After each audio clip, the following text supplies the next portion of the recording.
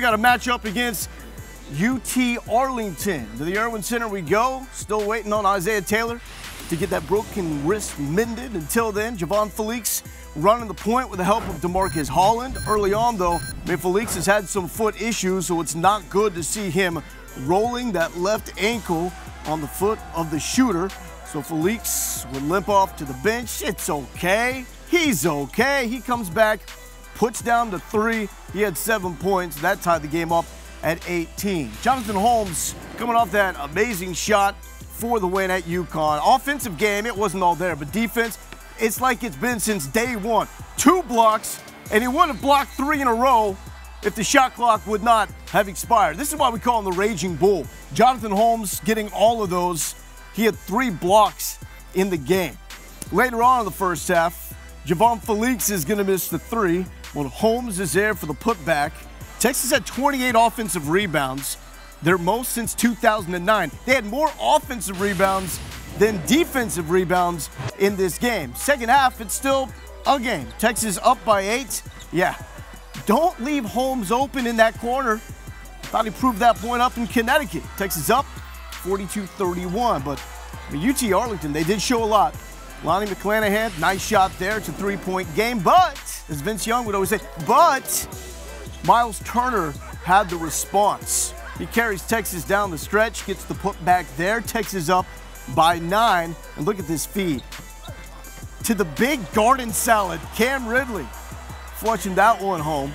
Turner with 18 points despite only going 2 of 10 from the field. That's what happens when you go to the stripe 17 times and hit 14 of those. Texas wins 63-53. They shoot a season low 30% from the field.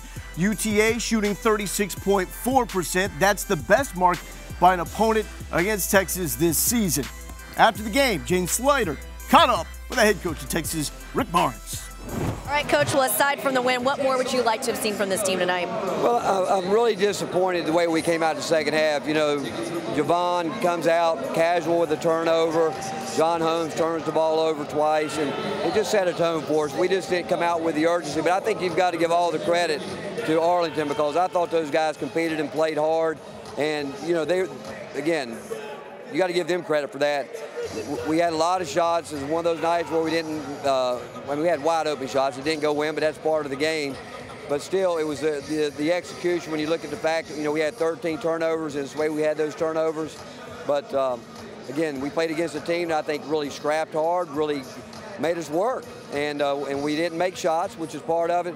But some of the other things that we want to see happen, it didn't happen.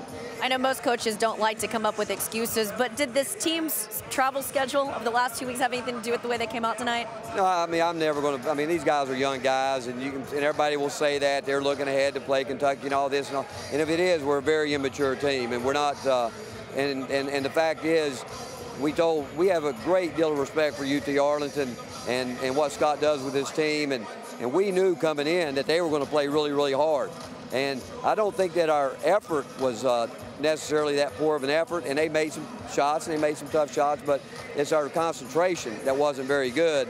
But again, you know, even if I thought that, it'd be hard for me to say it because, again, these guys are young, and you know, we didn't do much yesterday, so there was really no reason for them not to be ready to play from a physical standpoint. All right, well, Coach, y'all still got the win tonight. Congratulations on that. We look forward to the game on the road against Kentucky. Thanks, Coach. For more on the Texas win, let's now welcome in the lifetime Longhorn, Lance Blanks, who was calling the game for us on Longhorn Network. Lance, I mean, it's a Texas win, but at the same time, it gives us a perception this can be one of those wins that Coach Barnes can use in many ways leading up to Kentucky. What angle do you think he takes as far as his approach after this win? Well, I think first off, it's a data point because you're playing against a unique roster in terms of UT Arlington having the speed that they have. Very difficult to stay in front of them. And at the same time, you've got this Texas team coming off of a big win at UConn, the travel that's involved. Coach Barnes mentioned he won't use the excuse of fatigue. I thought they were a little roll weary. So I think they learned a lot about themselves, and they did what they had to do. They got through a tough game, playing against a tough, feisty team, and they got the W. And you talked about that in the broadcast. You said they looked a little road weary. In what way specifically did you see that coming into play for Texas tonight? Well, you talk about the closeouts. Those were not great. I thought UT Arlington did a great job of living in the paint. And that's something that Texas emphasizes, and it's a staple of Coach Barnes's, and he knows that. The other place that I thought that UT Arlington did a great job, honestly, and it'll sound vague, just staying in the game. They played them for 35, 34 minutes. They came out and hit UT, as in the Longhorns, early, and then they come back again and hit them in the second half and got back in the game. And then the last thing I would say is just plays that are not normal for this Texas team. Balls being tossed all over the place. I think, what do we have, 13, give or take, turnovers. So there was a combination of things that I thought let me know that this team might be a little road weary. Yep, 13 total turnovers for this Texas team. As far as the shot selection, it seemed like early on Texas was adamant to go inside the paint. Something wasn't clicking there. The shots simply were not falling. And then we saw a lot of three-pointers after that. What did you make of the overall shot selection from Texas? I didn't think it was terribly bad. I thought the game plan, I'm sure it had to be get the ball in the paint, but you're talking about a UT Arlington team that has a lot of quick guys. McClanahan, probably one of the quicker guys in the country. I know he's not playing for one of the biggest programs, but very quick with a lot of speed. So they're able to close out and get to where they need to defensively on the floor. So for Texas, that's not easy to play against when you add to that all of the things we talked about previously. So I think at the end of the day, you've got to take the win for what it is, which is important. And then you got to go look at tape, see where you can get better, and get prepared for this Kentucky team. Last time we talked at Texas practice, we brought up the point that the popular opinion as far as a weakness for this Texas team nationally has been the perception that they're not going to be a good shooting team from the perimeter. And you told me that you're not really buying into that. But Lance, at the same time, they shoot a season-low 30% tonight. So what's your takeaway as far as what Texas has shown as far as being able to be able to hit down those perimeter shots? Well, I think my argument to that would be even good shooting teams are going to have rough nights. And I'm certainly not ready to call them a quote-unquote bad shooting team. They came into the game tonight shooting 38% from the three-point mark.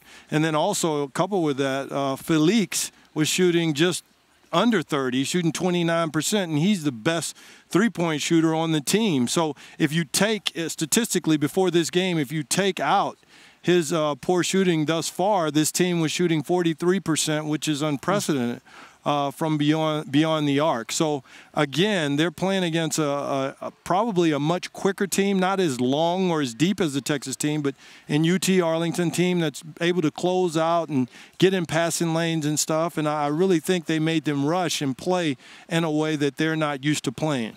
Lance, two players I want to talk to you about. You mentioned UTA was sticking around. It was a three-point game in the second half, and then Miles Turner goes off and he scores 13 of the final 18 points for Texas. What did he show you in that stretch? Well, he's dynamic, and so in that stretch, simply put, he showed his ability to take over a game.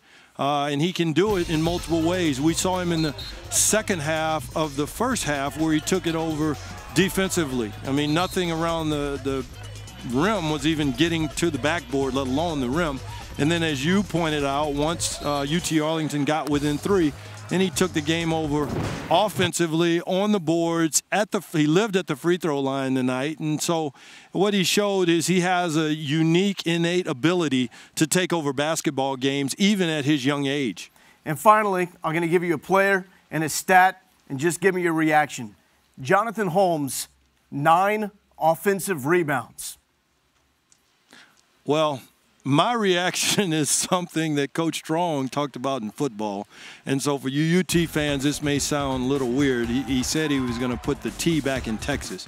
Well, Holmes has emphasized the T in Texas basketball, because I guarantee you a good quarter to a third of those rebounds were rebounds that were just a function of hustle plays, where he's diving out of bounds, coming from the weak side and grabbing the ball and getting rebounds, and just really injecting himself into the defense or offense in some cases when he was getting rebounds. So he made his presence known, and he even showed himself to be a little more dynamic, I think, than many thought, with all the work he did with his perimeter game, making himself a 3-man versus a 4-man this year, by just showing he can just put him on the floor and he's going to find a way to make a play. And tonight he did it through hustle.